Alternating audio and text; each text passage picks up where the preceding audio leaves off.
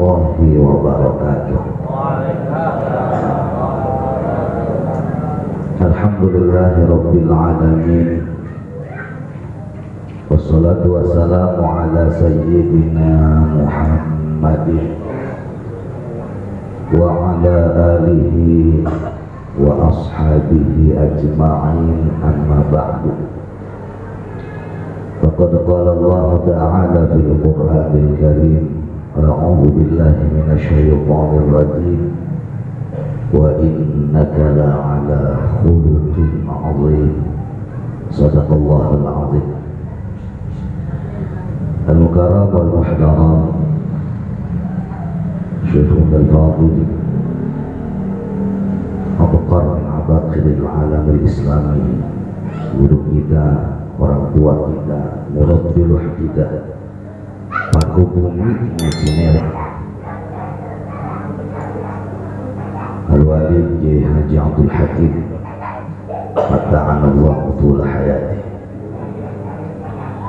Doakan mudah-mudahan beliau senantiasa diberikan kesehatan lahir batin oleh Allah, keberkahan dalam setiap langkah hidupnya, dipanjangkan umurnya, anak keturunan dan mantunya dijadikan anak keturunan yang salihun dan salihah, yang bisa meneruskan estafet perjuangan dakwah beliau. Mukarram wal Muhtaram guru kami Kiai Muhammad Shadiq MA, guru kami Kiai Haji Abdul Atiq, guru kami yang udah lama nggak ketemu Kiai Haji Abdul Khaliq, guru kami Ustaz Abdul Razak, Ustaz Hamid, para guru-guru semuanya, akhirnya Al-Mahbub Ustaz Rahmat, hadirin hadirat panitia peringatan Maulid Nabi Muhammad sallallahu alaihi wasallam yang insyaallah senantiasa dalam naungan dan keberkahan Allah. Tak lupa pengurus mushola Nurul Iman Cinere yang luar biasa. Ini saya masuk berasa kayak di Istiqlal. Ini mushola rasa masjid ini. Ya Allah, tinggal bagaimana mengisinya. Mushola membangun itu sesuatu yang mudah, merawat bangunan itu yang sulit. Para hadirin sekalian yang dimuliakan Allah, 15 abad yang silam Rasulullah Shallallahu Alaihi Wasallam pernah sampaikan kepada para sahabat, wahai sahabat, inna syaitana qad ayyisa an ya'budahul musalluna fi jaziratil Arab. Islam di saat itu belum masuk ke Indonesia, apalagi ke Cinere. Kata Rasulullah, sesungguhnya syaitan benar-benar udah putus asa untuk membendung populasi umat Islam di Jazirah Arab.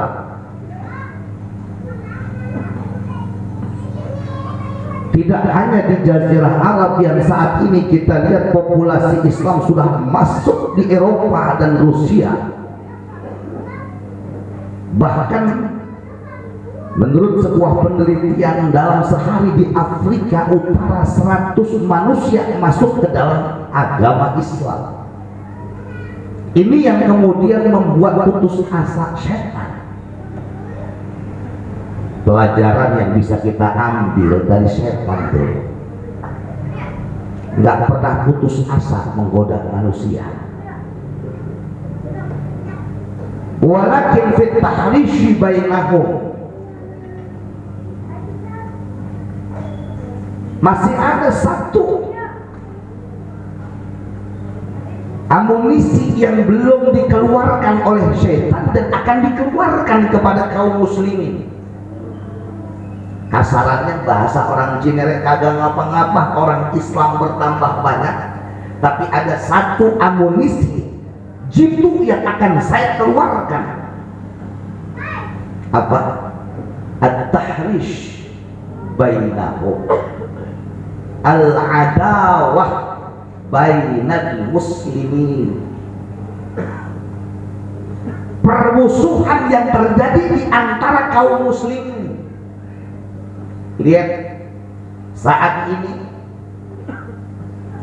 dalam dunia nyata, orang yang ada di dalam mushola, orang yang ada di dalam masjid, orang yang ada di dalam majlis taklim, mereka saling sikut menyikut antara satu dengan yang lain. Fisik mereka boleh bersatu, tapi roh mereka tidak pernah bersatu. Apa yang menyebabkan hal tersebut kalau bukan tahrish dari setan? Karena persoalan berbeda bendera dan warna mengatakan bahwa mereka musuh saya. Timur Tengah hancur lantaran apa? Sudah Libya, Yai. Dulu kita belajar, Masya Allah, begitu sangat tenang, nggak ada kericuhan satu dengan yang lainnya, tentrem. Suriah begitu juga, Sudan begitu juga. Saat ini mereka tidak seperti kita bisa nyaman melakukan ibadah setiap saat dan setiap waktu. Bisa saja bom itu masuk ke dalam rumahnya.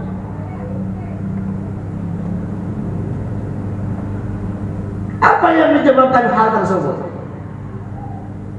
Sifat ananiyah yang ada di dalam diri kita itulah yang merupakan amunisi setan untuk merobohkan kekuatan Islam. Maka melalui forum dan ihtifal Maulidin Nabi Muhammad SAW, saya sebagai putra Cinere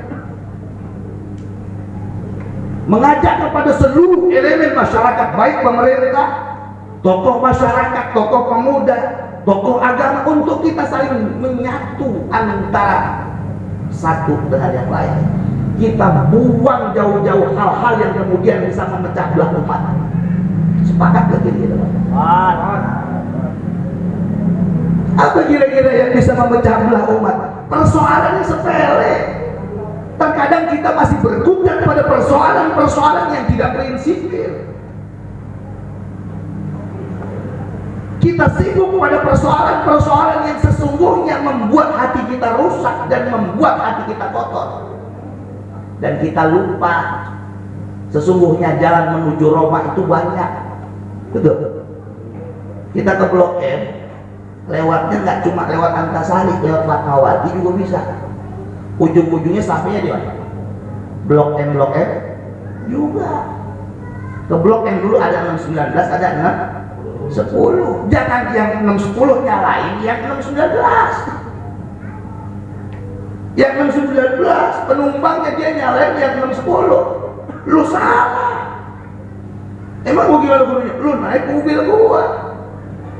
Ini kan sama dengan persoalan yang terjadi di masyarakat kita saat ini, yang dikatakan oleh Kiai Sodik tadi. Saat ini kita krisis keteladanan. Yang kita butuhkan tidak hanya mereka yang luas keilmuan agamanya, tetapi memiliki kebijakan dan kebijaksanaan. Makanya kita sayang banget sama guru dan orang tua kita.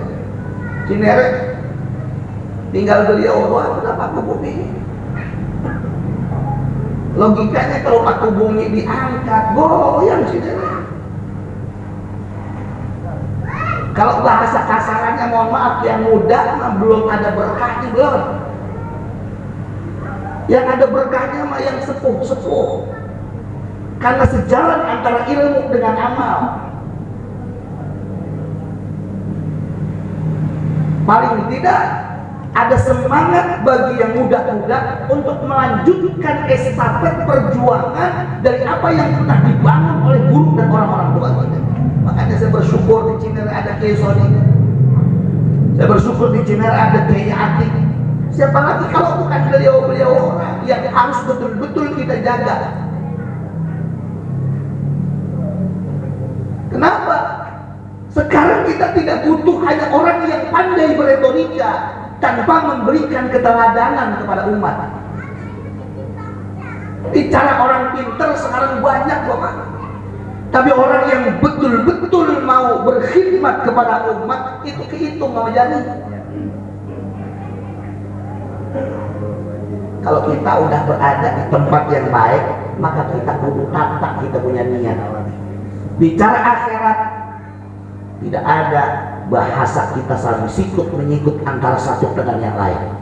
Kalau masih ada urusan sikut menyikut di musola, kalau ada masih urusan sikut menyikut di masjid, di majelis taklim, maka dominan dunianya sudah bisa dipastikan. Karena tarikan dunia begitu sangat dahsyat terhadap pembentukan karakter manusia.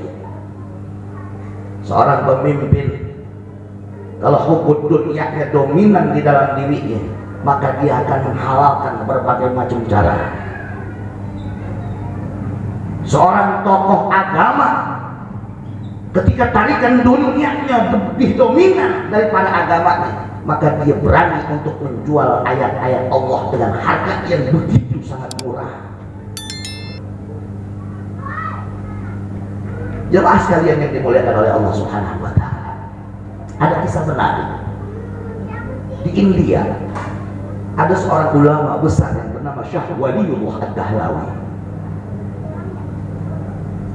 Beliau membangun masyarakat India bertahun-tahun. Tidak seperti apa yang kita bayangkan semudah membalik telapak tangan.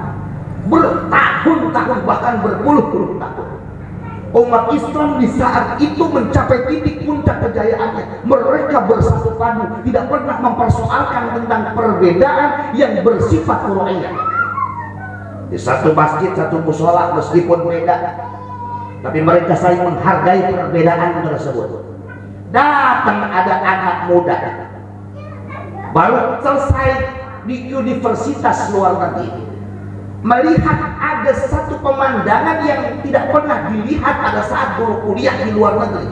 Persoalan mengangkat tangan setelah ruku. Sami Allahu liman hamidah. Di sana kan mayoritas mazhabnya Hanafi. Apa yang dikatakan anak muda? Dia langsung rebut mic. Wahai kaum muslimin yang ada di India, apa yang kalian lakukan sesungguhnya dalilnya itu lemah. Tidak perlu mengangkat tangan setelah ruku. Sami Allahu liman hamidah, cukup. Akhirnya ratusan manusia yang ada di dalam masjid, mereka saling bertanya mana yang benar, yang diajarkan sama guru kita terdahulu mengangkat tangan. Ini ada ustadz muda baru dengan begitu sangat vokalnya mengatakan bahwa apa yang telah kita lama lakukan ini dalilnya tidak kuat. Apa yang terjadi? Orang yang tadinya bersatu dan tidak pernah mempersoalkan tentang perbedaan, mereka menjadi sekte-sekte terpisah antara satu kelompok dengan kelompok yang lain. Ada yang mengatasnamakan bahwa kami pengikut ustadz muda. Ada kelompok orang tua yang mengatakan kami mengikuti guru-guru kami terdahulu, apa yang diajarkan kami lakukan. Masjid yang tadinya setiap waktu sholat penuh akhirnya cembrang. Kenapa? Yang imam kelompok si Anu, gua kagak mau ikut. Yang ngajar kelompoknya si Anu, gua kagak mau ikut ngaji. Yang ceramah kelompoknya si Anu, gua kagak mau dengerin. Gua nggak mau datang. Ini virus-virus model kayak begini udah mulai masuk di Cirebon. Seakan-akan kita ini hanya kelompok kita yang lain gak benar. Maka tema yang diangkat pada malam hari ini begitu sangat luar biasa menurut saya. Pembentukan akhlak itu sangat penting sebelum ilmu. Ini anak muda kemudian dipanggil oleh Syekh Waliullah Ad-Dahlawi. Anak muda tanya, ada apa Kiai? Antum berbuat apa? Apa yang sudah antum lakukan? Orang-orang di dalam masjid sekarang udah tinggal satu shaf. Yang tadinya itu penuh, mereka sekarang berpecah belah, mereka saling gunjing antara satu dan yang lainnya. Begini saya hanya menyampaikan terkait dalil yang lebih kuat, itu tidak mengangkat tangan. Sementara orang-orang kaum muslimin di India setelah rukuk diangkat tangan, menangis Syekh Waliullah. Ini pentingnya orang tidak hanya sekedar pandai dan alim, tapi memiliki sifat dan sikap kebijaksanaan. Wahai anak muda, tidakkah kamu berpikir, kata Syekh Waliullah, orang-orang tuamu dulu membangun masjid ini dengan begitu sangat susah payah, puluhan tahun, sehingga menjadi masjid yang begitu sangat megah. Tidakkah kamu melihat saat ini orang-orang India sekarang berkelompok dan mereka saling berseteru antara satu dengan yang lain karena persoalan mana dalil yang lebih kuat? Tidakkah kau membuat orang-orang tuamu di alam barzah menangis? Cukuplah anak muda. Apa yang kamu lakukan ini banyak menebarkan fitnah kepada kaum muslimin. Lihat pelajaran yang kita bisa ambil dari kisahnya Rasulullah SAW pada saat Fathu Makkah. Di saat itu Rasulullah SAW berkehendak dan berniat untuk membongkar Ka'bah secara totalitas. Ada niatan dari Rasulullah, Ka'bah itu pengen di renov total. Kenapa? Begitu Kiai, tolong diluruskan nanti kalau ada beliau ulang tahun di Mekah. Dulu pernah ada renovasi Ka'bah. Dana yang diambil itu hanya dana yang jelas kehalalannya. Bangunan Ka'bah belum selesai, dana udah habis. Ada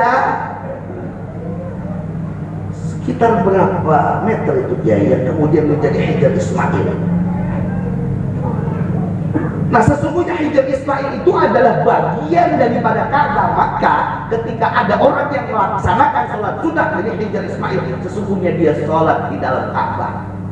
Rasulullah ingin membongkar Ka'bah kemudian membangun seperti halnya dulu yang pernah dibangun oleh Nabi Ibrahim. Tapi dipikir sama Rasulullah, kalau sampai saya bongkar ini Ka'bah, orang-orang yang baru masuk Islam mereka nanti akan bertanya-tanya, Muhammad ngapa sih Ka'bah yang udah lama dibangun dibongkar jadi pada ribut? Nggak jadi sampai sekarang. Itu dinyatakan oleh Rasulullah kepada Sayyidah Aisyah, laula hadithu qaumuki bil jahiliyah lanaqadtu al-Ka'bata wa la banaytuha ala qawa'id Ibrahim. Dalam riwayat yang lain ala asas Ibrahim.